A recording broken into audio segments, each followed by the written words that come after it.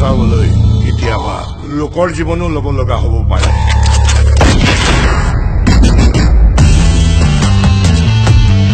তই বাচি গলি মই চব কৰিব পাৰিলেও হত্যা কৰিব নোৱাৰো There is no word called mercy in the underworld.